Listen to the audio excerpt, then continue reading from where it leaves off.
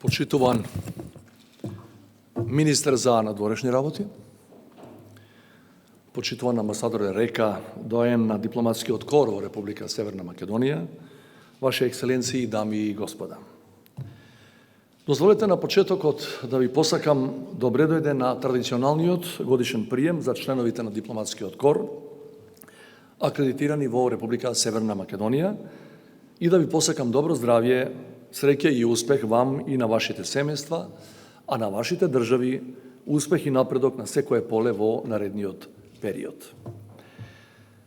Зад нас е година исполнета со бројни активности и заложби за унапредување на односите меѓу Северна Македонија и државите кои ги представувате, и за тоа би сакал да изразам особена благодарност за вашиот ангажман и придонес. Ме радува што во изминатиот период го задржавме интензитетот на контактите и партнерските односи, додека разговаравме за различни аспекти од билатералната и мултилатералната соработка. Европската интеграција, стабилноста и безбедноста во регионот и пошироко реформите и политичките случувања кај нас. Во последната година од овој мој мандат како председател имав можност да реализирам значајни посети во повеќе држави, меѓу кои Кралството Белгија, Чешката република, Обединетите арапски емирати, и да остварам бројни средби со мои колеги, председатели на маргините на различни меѓународни настани, но и да бидам домаќин на председателите на Унгарија, на Словенија и на Косово. Изминатата година Скопје, преку завршниот министерски состанок на ОПСЕ, самитот на председатели на држави на Брдо Бриони процесот, министерскиот состанок на Јадранската повелба, Струга преку Преспа форумот за диалог и Охрид како домаќин на диалогот Белград-Приштина, беа центри каде што се дискутира и носеа важни одлуки не само за регионот туку и за европскиот континент. Ова за нас како мала држава беше навистина од особено значење. Од тука сакам да се заблагодарам на сите кои учествуваа во реализација на овие активности, вработените во мојот кабинет, вработените во Министерството за надворешни работи, дипломатскиот персонал во вашите амбасади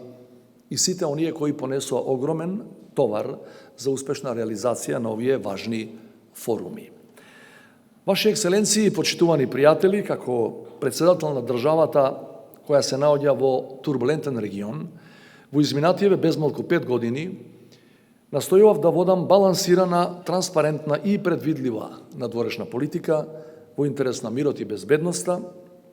добрососедството, стабилноста, просперитетот и заедничките вредности кои ги споделуваме со демократските земји. Европската интеграција на Северна Македонија и на Западниот Балкан постојано беа во центарот на моите заложби и на заложбите на мојот тим најблиски соработници. Во тоа верувам уште од почетоците на мојот јавен ангажман и ќе продолжам да се залагам за таа идеја до незината целосна реализација. Зборувајќи за европската интеграција во мојот мандат, работата не ја дозавршивме,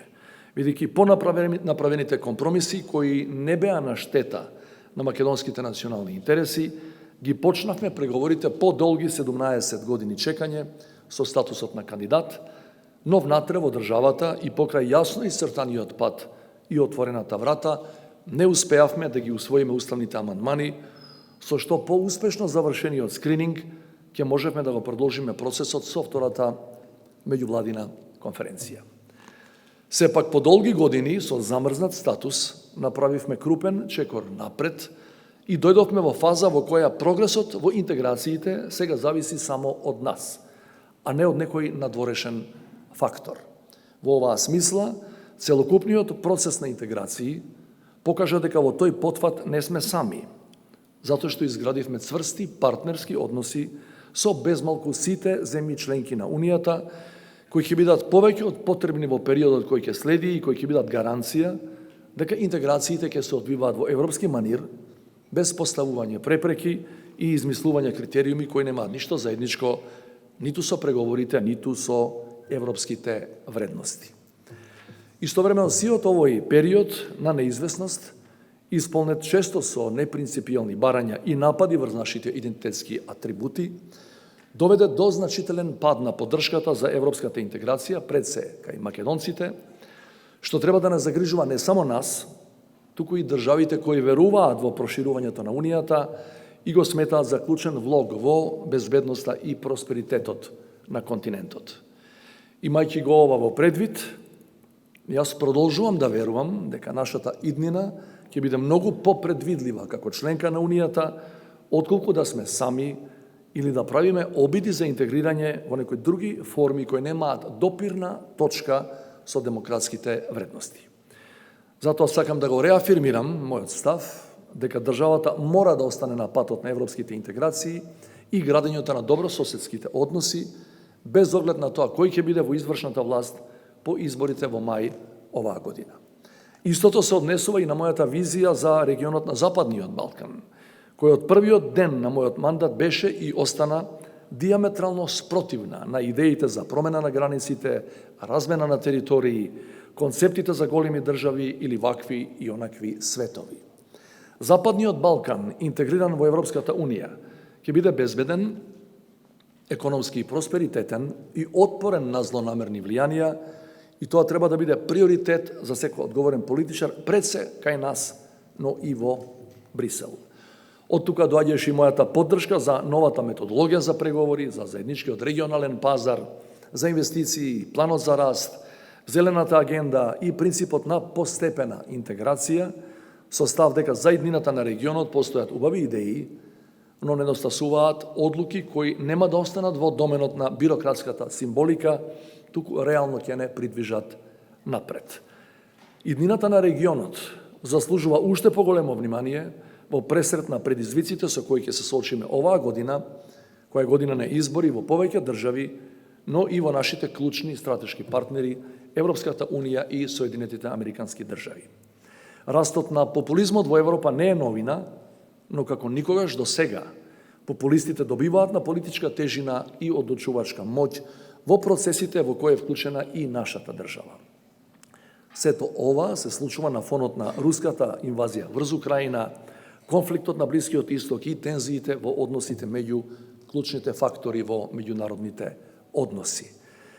Без оглед на исходот од сите овие изборни циклуси, длабоко сум убеден дека кохезијата во Евроатлантскиот блок и процесите на натамошна интеграција и проширување на Европската Унија со регионот на Западниот Балкан мора да бидат императив за владите во Европа и во Вашингтон, доколку навистина сакаме мир и стабилност на европскиот континент.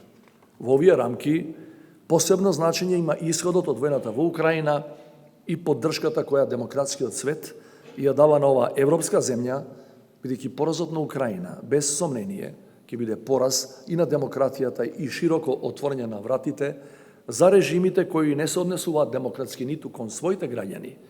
а уште помалку во меѓународните односи.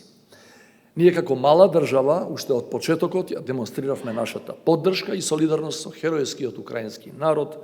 која мора да продолжи и да трае се додека Украина не ги достигне своите цели во оваа неправедна војна.